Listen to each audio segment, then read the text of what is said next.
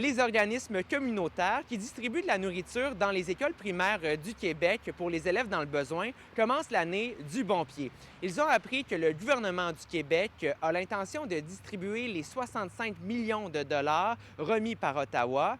Cette somme fera toute la différence pour plusieurs, dont l'organisme sherbrookeois La Grande Table. Pour nous, c'est super important parce que ces montants-là, ça nous permet de continuer à offrir au minimum de 150 000 repas par année dans les écoles de Sherbrooke. Alors, c'est non négligeable. On attend le décaissement de ces sommes-là, mais au moins, nous, en termes de prévisibilité, on peut déjà attaquer la prochaine année avec l'esprit plus en paix, en sachant que ces sommes-là vont descendre. Ça a été confirmé par le gouvernement du Québec. Nous, on avait fait le pari qu'on allait recevoir de l'argent, donc on a pris le risque en fait de faire entrer des écoles dans le programme cette année, une quarantaine d'écoles en plus, que maintenant on est sécurisé parce qu'on va pouvoir financer ces programmes-là avec l'argent qu'on reçoit la nouvelle enveloppe qu'on reçoit. Si on avait eu la réponse un an plus tôt, on aurait pu reprendre beaucoup plus des écoles cette année, évidemment. Là. Les demandes sont toujours de plus en plus grandissantes. On le vit malheureusement depuis quelques années, cette explosion-là.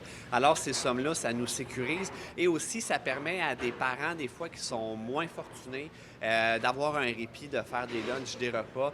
Parce que j'ai 3 enfants, je sais c'est quoi, à tous les jours faire des lunchs, ça peut devenir aussi fatigant. Donc, cette enveloppe-là va permettre de nourrir du monde parce qu'on sait que c'est un des vecteurs de la réussite scolaire.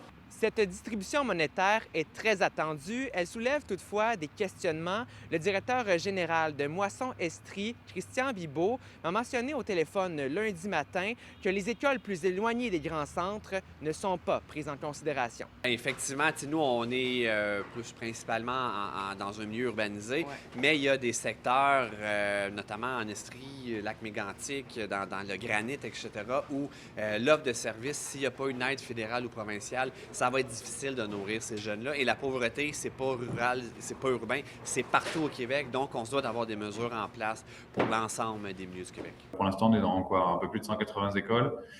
Il y a peut-être 1700 écoles primaires au Québec. Donc, ça fait quoi, 10%? Donc, il y a encore du boulot pour qu'on se rende à 100%. Évidemment, le gouvernement nous demande de prioriser les écoles les plus défavorisées pour le moment.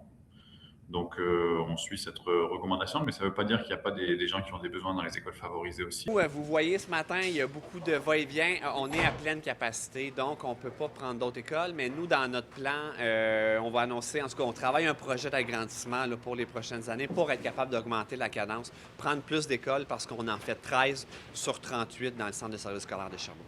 Dans les prochaines semaines, Cantine pour tous devrait recevoir plus de 9 millions de dollars sur 2 ans. L'organisme redistribuera cet argent aux organismes membres comme La Grande Table.